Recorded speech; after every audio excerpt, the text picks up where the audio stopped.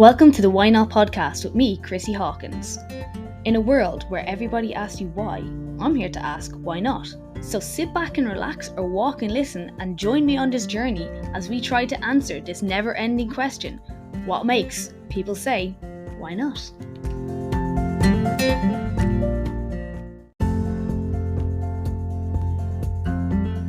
Hi guys, welcome back to Why Not. So today I'm going to talk all about injuries, how training can improve injuries, how to train around injuries, how it can also help prevent injuries. So if you are struggling with an injury or if you've been ignoring an injury, this is your time. Go see a physio.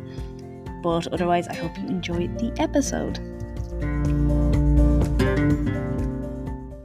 Hi guys, welcome back to Why Not. So today I wanted to talk to you guys all about training in regards to injury, training if you're injured, how, it can help prevent injury and also how it can help rehab injuries.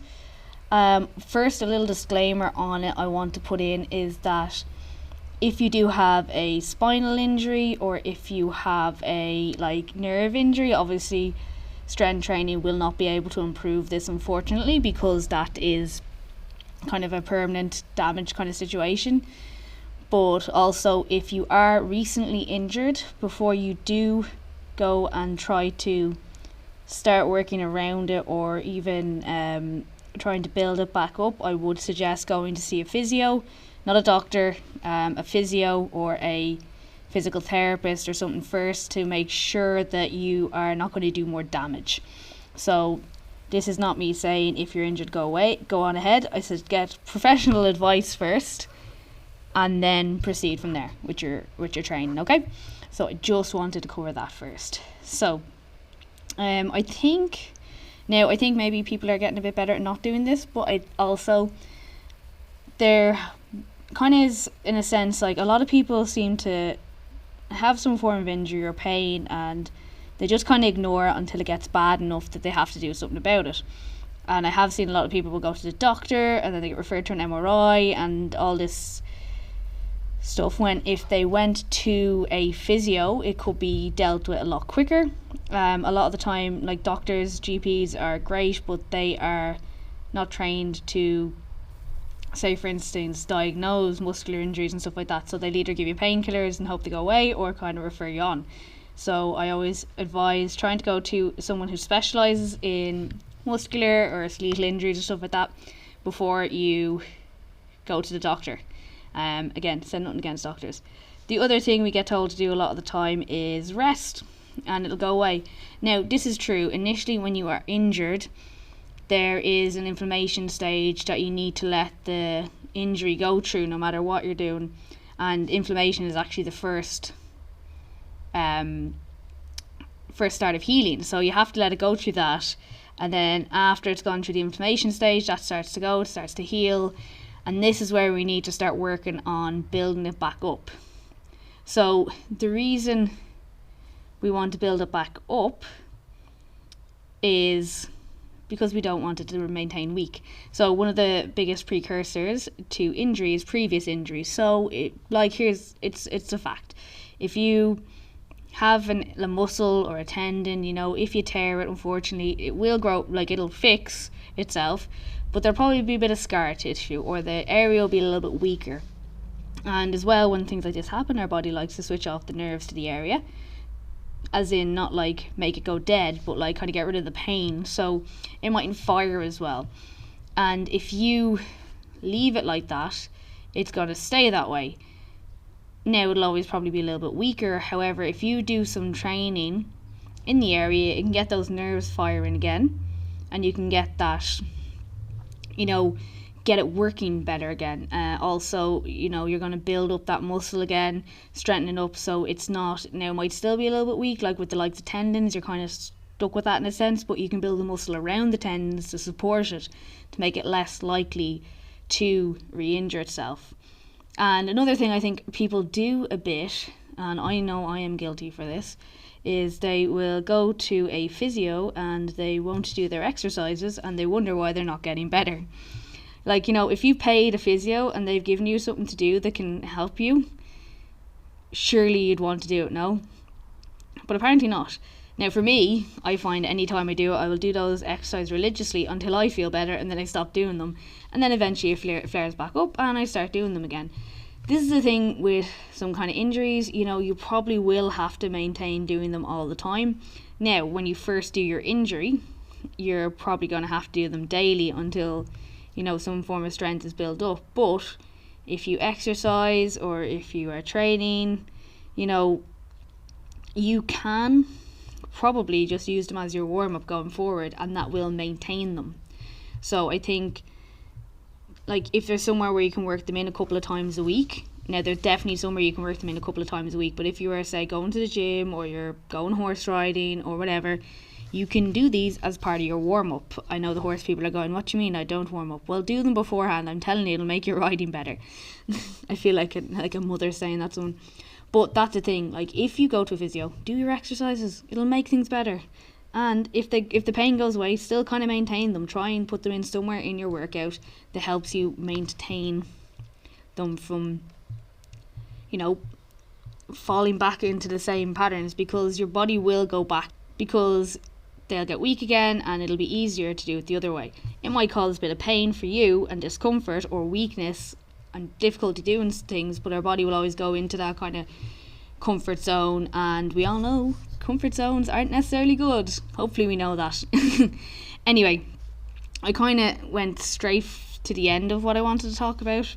So injuries. What causes injuries? Well, there's a multitude of different things. There can be impact injuries, so a fall or being rocket launched off a horse. That any kind of tendonitis injury, so you can get them from running, you can get them from exercise, you can get them from sitting at the desk. That's another one that we get. There is obviously tears, which can happen from, it's kind of almost like a overuse injury. So just because you tear a muscle doesn't mean you say, sometimes we get that from moving too quickly and the muscle isn't ready and you pull something, or you do a tendon. How many times have you seen it happen on the sports pitch? Someone turns one way and suddenly they're down, they've done their cruciate.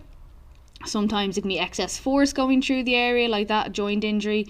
If you fall, again, like you see maybe in rugby or GAL, someone tackling them at an awkward angle, that can cause a tear. But also, if you have an overly tight muscle on one side, that can cause another one to loosen out, and it might not necessarily be an injury, but it can cause pain. So what you need to do is maybe try and release that injury by building up the other side of the muscle.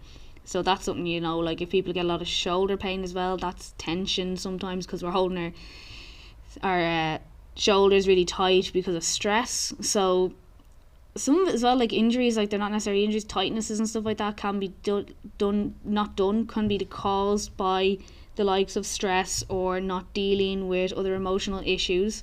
So this month as well is Stress Awareness Month. So if you are suffering from a lot of maybe tension, headaches, or tension through your shoulders, maybe have a look into what might be causing that, because it could be outside of, it might necessarily be an injury. You could get all the massages in the world, but if you're stressed, it's not going to help it.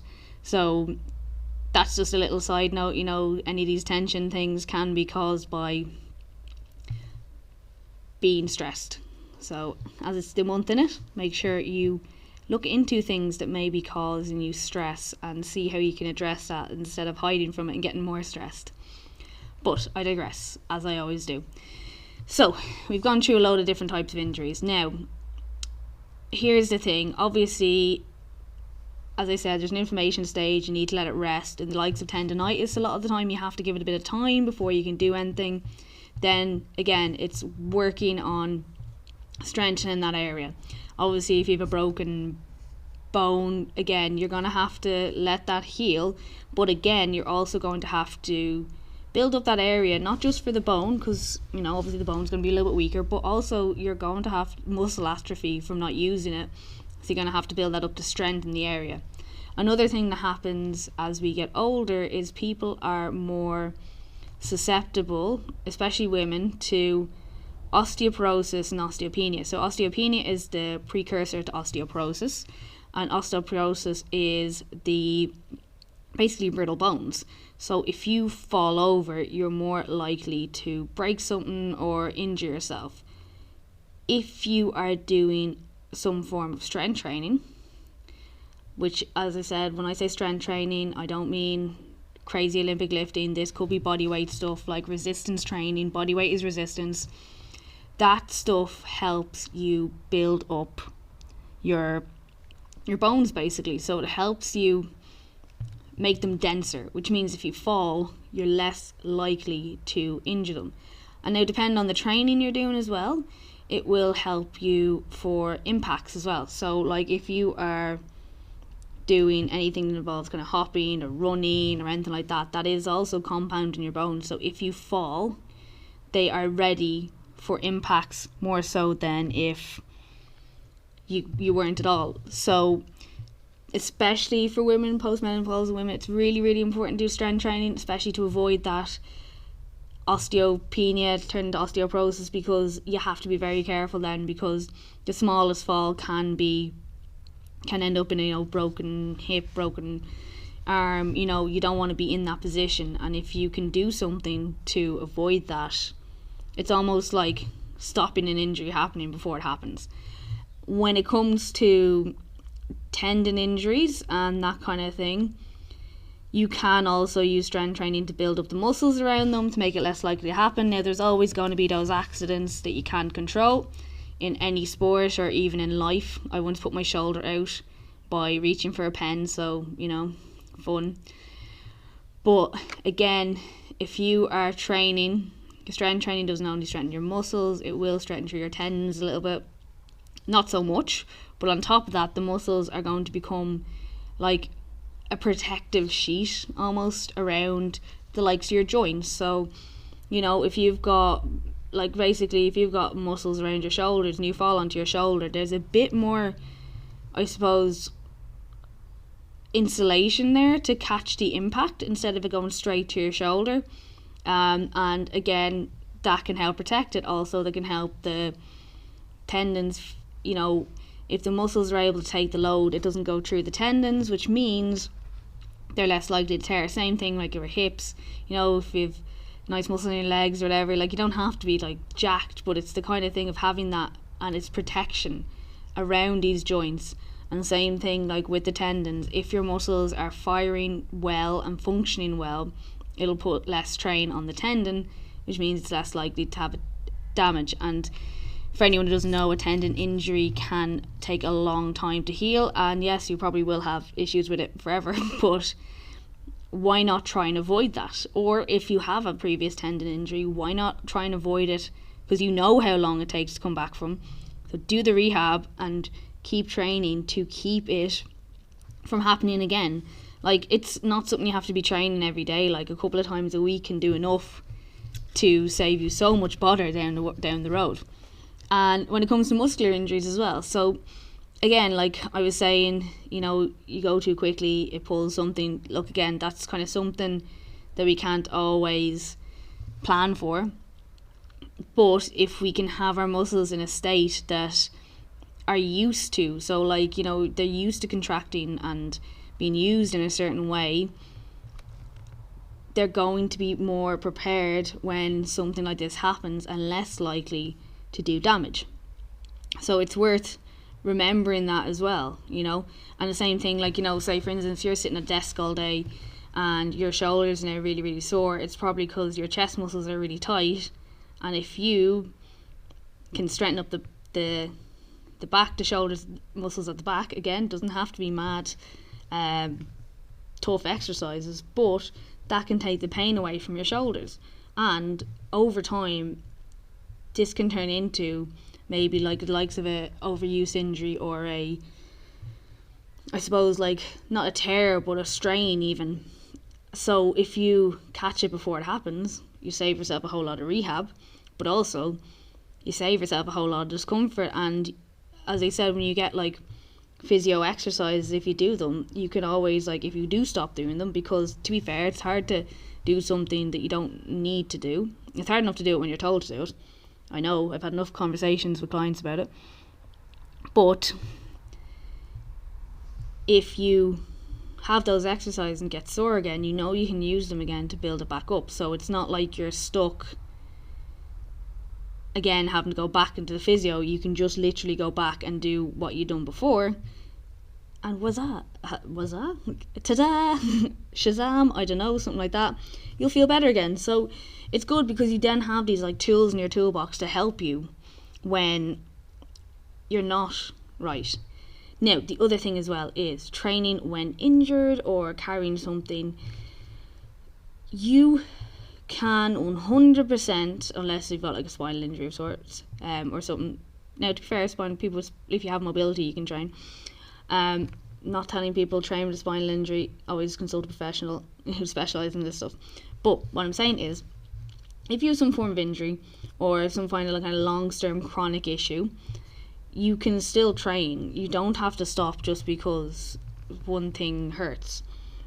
So I have clients in the gym with issues with their back, with their knees, with their shoulders, and you can train around that. And there's like two options doing that. One, if you are able to, you can do the exercise with a lighter weight. That's the simplest one of doing it. But if you're not able to do it, you can just be given different exercises. So if you are doing a gym class, or even if you're training on your own, look at what you can't do. Because even if the likes of a shoulder injury or say a hip injury, you can often train around them. So maybe, like obviously if it's very severe, you won't be able to do maybe leg work if it's a hip injury or a leg injury. But maybe you'll be able to do something with your two legs if it's not that severe. And same thing, like if you have a shoulder problem, maybe you can work it, because you can do so many different exercises with your shoulder in different planes of movement. Maybe there's a different plane you can work through that won't cause pain and it won't damage your injury anymore.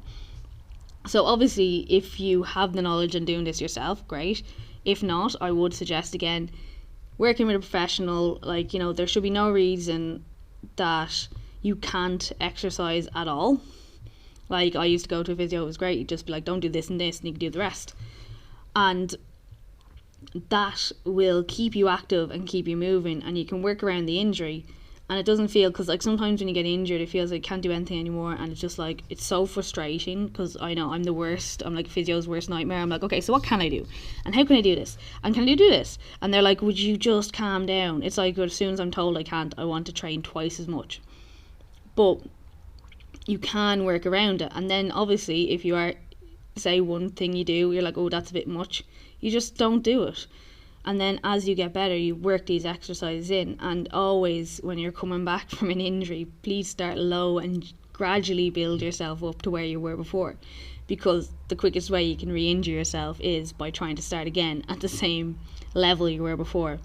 Now the thing about it as well is, when you start exercising that again, you obviously will be very mindful of it and kind of worried something will happen, but it is going to hurt. It's going to hurt more than it normally hurts, and you're going to be like, wait, I can normally do way more weights than this. But the thing is, it's been damaged. It's like when you're coming back from being sick, like you don't have the same strength there. You need to build it up. You need to take your time with it as well, and understand that some form of pain is normal. Now obviously there's levels where you shouldn't be feeling pain, but you might find, say I know myself, when I hurt my shoulder years ago, I started training again with like 2 kilo dumbbells, and it was killing me. But it's the only thing you can do to build it up. And like that, if you have physio exercise, a lot of the time you might have to use a band, and you're doing like lots of reps with a very low weight, and it burns like hell. But that's what you need to do to build up the endurance and the muscle again. So it's not a bad thing. It is going to hurt, but you kind of want to do that. You want it to feel like it's moving again. Sometimes, like I notice as well, like, okay, obviously if something's sore you want to stretch it, and because it feels nice and everything, but I've noticed I get better results from when I activate them. So if I do my band exercises, my shoulder actually feels looser than if I stretched it, because after stretching it, it kind of comes back a little bit later because it just tightens up again. Whereas if you activate it, it kind of opens it in a different way, if that makes sense. So it's now kind of activating awake, so it's not like tensing up anymore. I don't know if that makes sense, but try it next time. If you're trying to stretch and it's not working, try doing, like if you have physio exercises, doing them instead and see what happens.